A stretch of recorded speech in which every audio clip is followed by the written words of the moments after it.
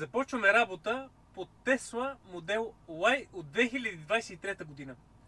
Задачите, които трябва да изпълним по този автомобил, са няколко. Първо, ще подменим волана с така наречения Yoke Steering Wheel, който е с изрязана горна част и с дръжки отстрани. Ще монтираме нов инфотеймент дисплей на това място, който ще ни даде образ от предна камера, безжичен CarPlay и информацията от този дисплей допълнително директно срещу очите на шофьора.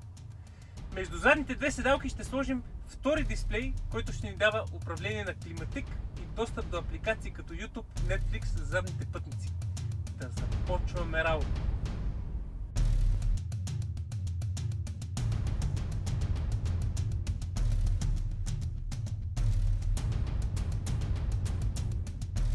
Ще започнем от подмяната на волана, като първата стъпка, която трябва да направим, е да изключим компютъра на автомобила. Това става от Safety бутона Power Off. Сега ще махнем airbag и ще демонтираме фабричния волан.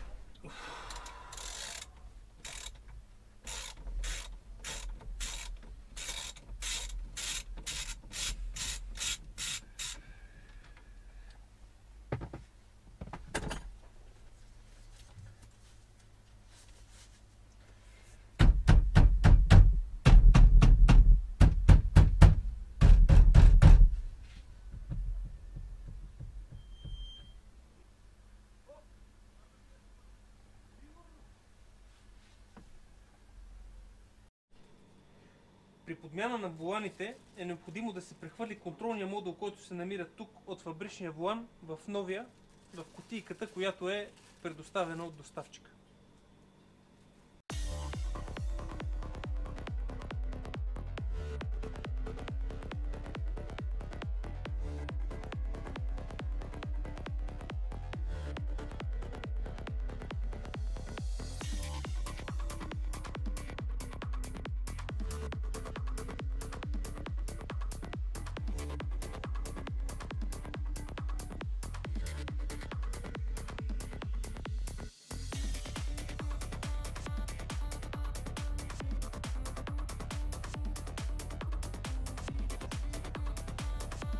Прехвърлихме контролния модул.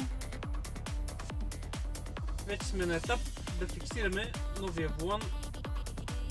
Стараем се да бъде максимално прав, както оставихме в предишния.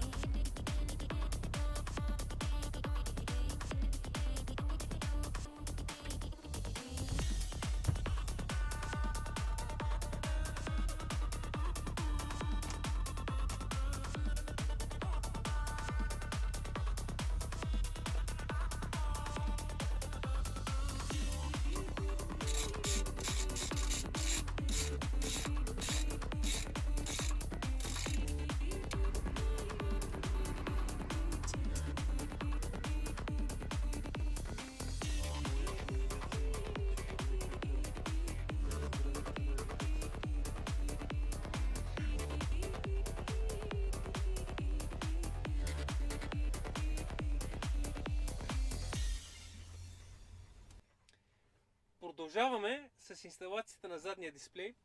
Той представлява ето това. Пристига с Plug and Play букси и ще дава достъп на задните пътници до управление на климатик и достъп до YouTube, Netflix и разни други апликации. Той се монтира на място на този панел, който трябва да се държи към централната конзола само на щипки.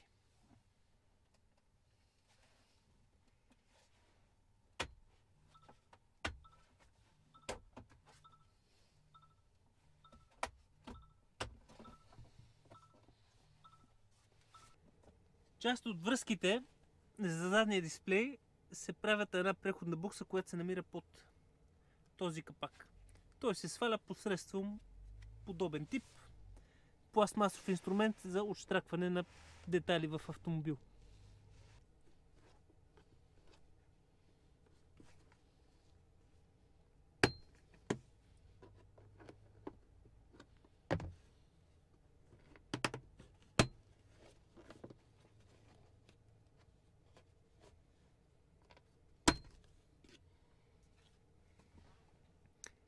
Това е конекторът, който ни интересува и тук ще направим нашите наставки чрез Plug and Play буксите, предоставени в комплекта.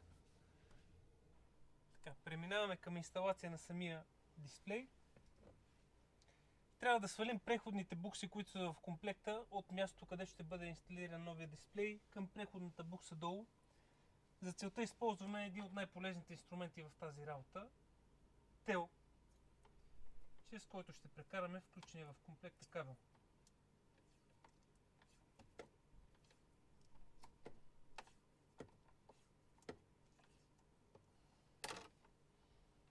Така.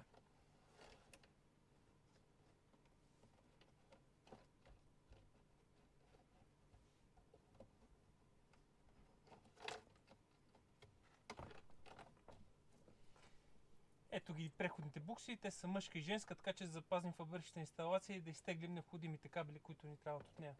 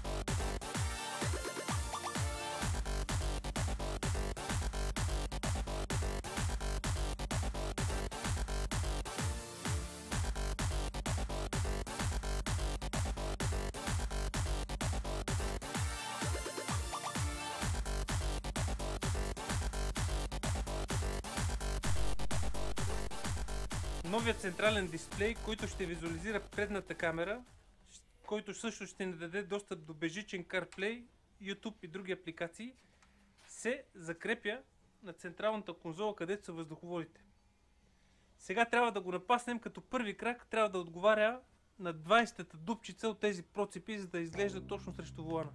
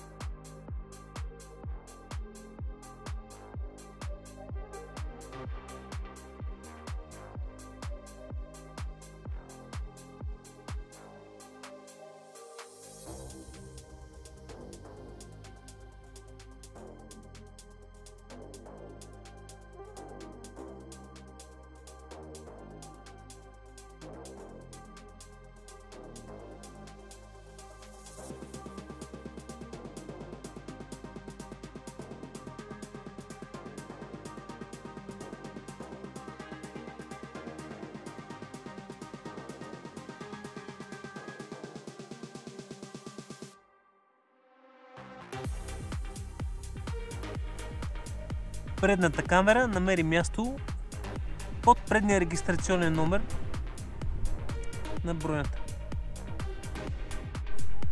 Последната задача по тази Tesla модел Y е към централния дисплей да инсталираме стойка, която да позволи въртене нагоре, надолу, наляво и надясно с по няколко градуса. Първо ще демонтираме този капак, където се намират фабричните крепежи, ще демонтираме монитора и ще инсталираме новия хардуер.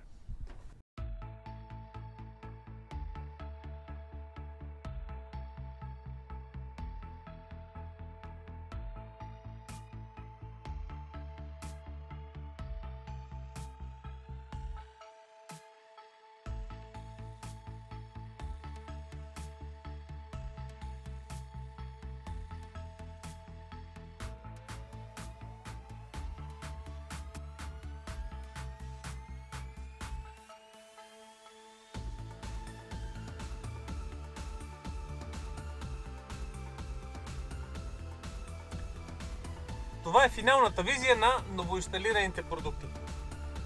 Имаме опция да въртим фабричния дисплей наляво и надясно, както леко нагоре и надолу. Пред новоинсталирания изрязан волан виждаме 10,25 инчовия Android дисплей, който ни дава достъп до така желаните апликации като Waze, безжичен CarPlay и образ от предната камера, която се появява автоматично след превключване от задна скорост. Виждаме образ от нея за няколко секунди. Това е модел с Android операционна система, като разбира се ни дава достъп до всяка апликация, която се поддържа от Android софтуера. Имаме достъп до YouTube, Google Maps, може да се инсталира Netflix. Аудиовръзката между новия дисплей и фабричното устройство се осъществява чрез Bluetooth.